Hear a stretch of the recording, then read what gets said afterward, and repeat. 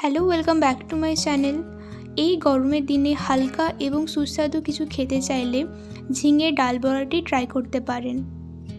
প্রথমেই লাগছে কতগুলো ঝিঙে, তাকে ভালোভাবে ধুয়ে ছোট ছোট পিস পিস করে কেটে নেব।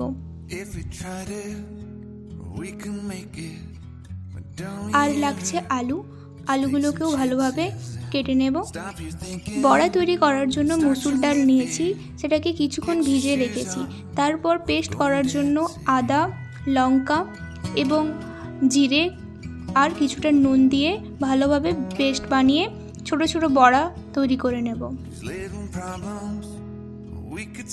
বড়াটি গোল্ডেন করে ভেজে নেব। এরপর সেম কড়াইতে তেল গরম হয়ে এলে কালো জিরে, শুকনো লঙ্কা আর কেটে রাখা ঝিঙে আর আলুগুলো দিয়ে দেব। এরপর স্বাদ মতো নুন, হলুদ আর কিছুটা আদা বাটা দিয়ে ভালোভাবে নেড়ে চেড়ে নেব।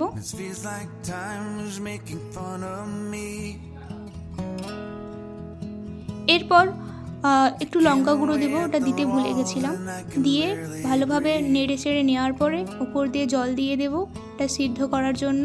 এরপর সিদ্ধ হয়ে এলে পোস্ত গুঁড়ো ওপর দিয়ে, জিরে ধনে গুঁড়ো ছড়িয়ে দিতে হবে আর ভেজে রাখা বড়াগুলো ওপর দিয়ে দিয়ে দেবো। ব্যাস রেডি হয়ে গেল আমাদের ঝিঙে ডাল বড়া রেসিপি। ভিডিওটি ভালো লাগলে লাইক, শেয়ার অ্যান্ড সাবস্ক্রাইব করতে ভুলবেন না। বাই।